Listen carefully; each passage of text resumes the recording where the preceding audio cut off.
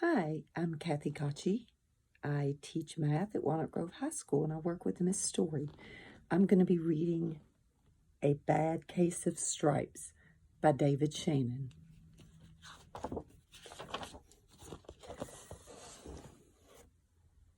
Camilla Cream loved lima beans, but she never ate them. All of her friends hated lima beans, and she wanted to fit in. Camilla was always worried about what other people thought of her.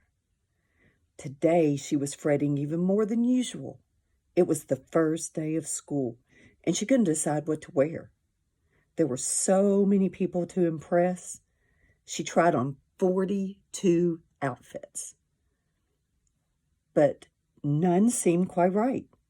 She put on a pretty red dress and looked in the mirror. Then she screamed. Her mother ran into the room and she screamed too. "Oh my heavens," she cried. "You're completely covered with stripes." That was certainly true. Camilla was striped from head to toe. She looked like a rainbow. Mrs. Cream felt Camilla's forehead. "Do you feel all right?" she asked. "I feel fine," Camilla answered. "But just look at me." "You get right back in bed this instant," her mother ordered. "You're not going to school today." Camilla was relieved. She didn't want to miss the first day of school, but she was afraid of what the other kids would say. And she had no idea what to wear with those crazy stripes.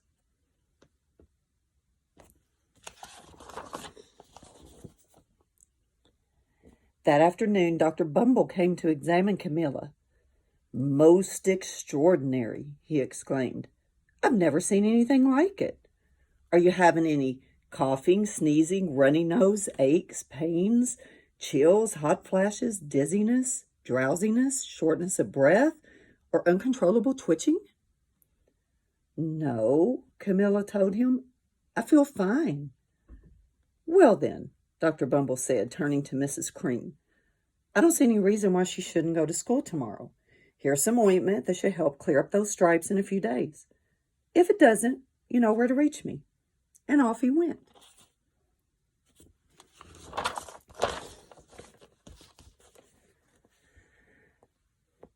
The next day was a disaster. Everyone at school laughed at Camilla. They called her Camilla Crayon and Night of the Living Lollipop. She tried her best to act as if everything were normal, but when the class said the Pledge of Allegiance, her stripes turned red, white, and blue, and she broke out in stars.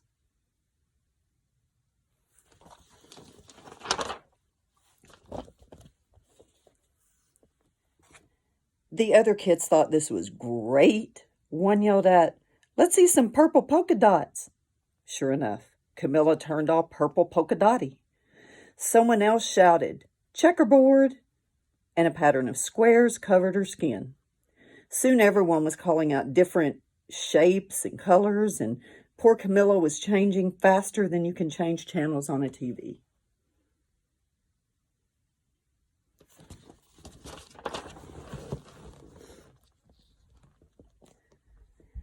That night, Mr. Harms, the school principal, called. "I'm sorry, Mrs. Cream," he said. "I'm going to have to ask you to keep Camilla home from school. She's just too much of a distraction. And I've been getting calls from the other parents. They're afraid those stripes may be contagious." Camilla was so embarrassed. She couldn't believe that 2 days ago everyone liked her. Now nobody wanted to be in the same room with her. Her father tried to make her feel better. "Is there anything I can get you, sweetheart?" he asked. "No, thank you," sighed Camilla. What she really wanted was a nice plate of lima beans, but she'd been laughed at enough for one day.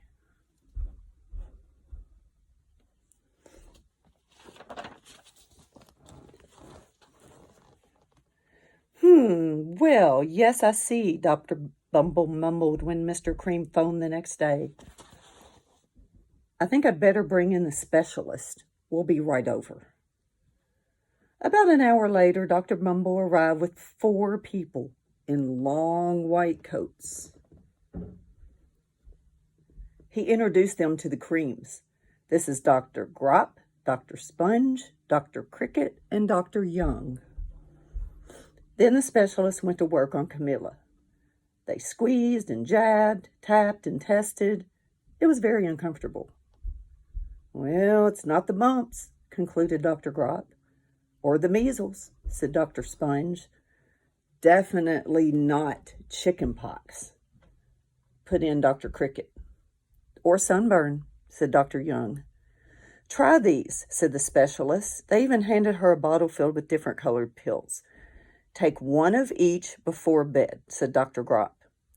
Then they filed out the front door, followed by Dr. Bumble.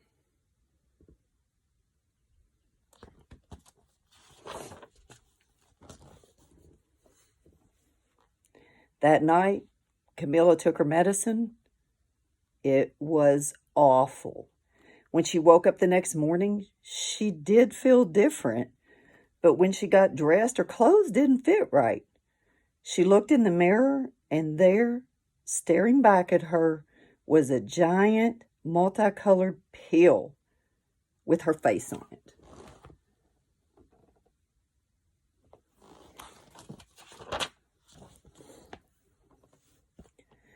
Dr. Bumble rushed over as soon as Mrs. Cream called. But this time, instead of the specialist, he brought the experts.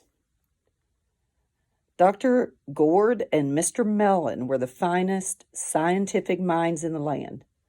Once again, Camilla was poked and prodded, looked at and listened to.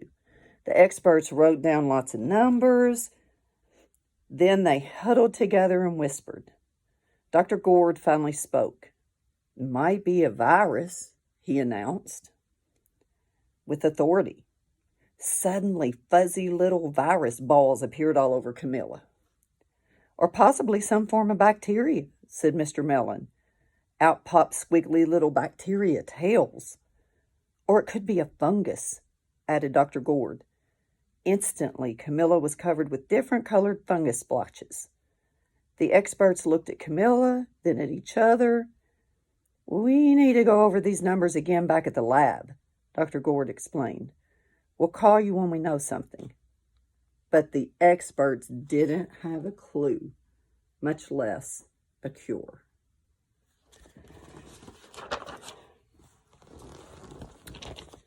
By now, the TV news had found out about Camilla.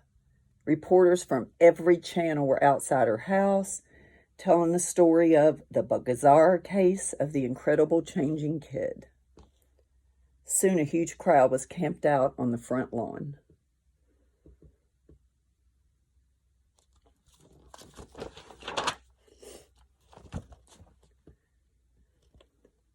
The Creams were swamped with all kinds of remedies from psychologists, allergists, herbalists, nutritionists, psychics, an old medicine man, a guru, and even a veterinarian. Each so-called cure only added to poor Camilla's strange appearance, until it was hard to even recognize her. She sprouted roots and berries and crystals and feathers and a long furry tail. But nothing worked.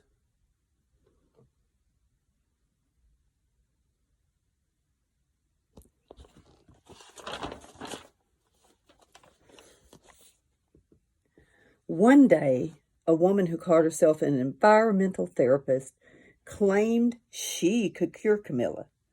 "Close your eyes," she said. "Breathe deeply and become one with your room." "I wish you hadn't said that," Camilla groaned. Slowly, she started to melt into the walls of her room. Her bed became her mouth. Her nose was a dresser, and 2 paintings were her eyes.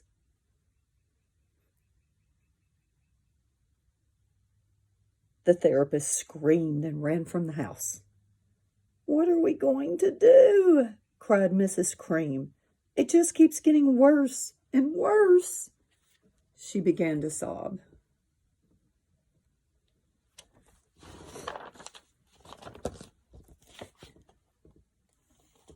At that moment, Mr. Cream heard a quiet little knock at the front door. He opened it, and there stood an old woman who was just as plump and sweet as a strawberry. "Excuse me," she said brightly, "but I think I can help."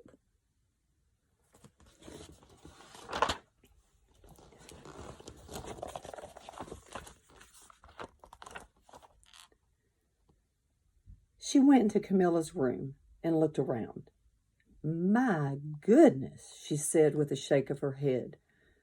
"What we have here is a bad case of stripes. One of the worst I've ever seen." She pulled a container of small green beans from her bag. "Here," she said, "these might do the trick." "Are those magic beans?" asked Mrs. Cream. "Oh, my, no," replied the kind old woman. "There's no such thing. These are just plain old lima beans. I'll bet you'd like some, wouldn't you?" she asked Camilla. Camilla wanted a big, heaping plateful of lima beans more than just about anything, but she was still afraid to admit it. "Yuck," she said. "No one likes lima beans, especially me." "Oh, dear," the old woman said sadly. "I guess I was wrong about you." She put the beans back in her bag and started toward the door. Camilla watched the old woman walk away. Those beans would taste so good, and being laughed at for eating them was nothing compared to what she'd been going through. She finally couldn't stand it. "Wait," she cried. "The truth is, I really love lima beans." "I thought so," the old woman said with a smile. She took a handful of beans and popped them into Camilla's mouth. "Mmm," said Camilla.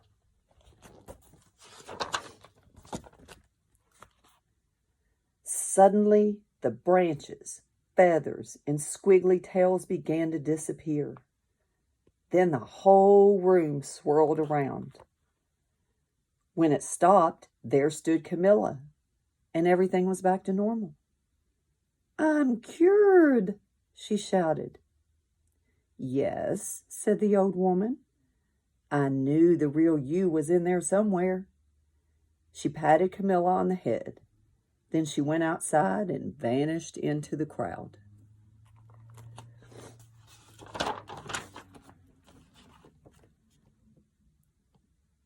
Afterward, Camilla wasn't quite the same. Some of the kids at school said she was weird, but she didn't care a bit. She ate all the lima beans she wanted, and she never had even a touch of stripes again.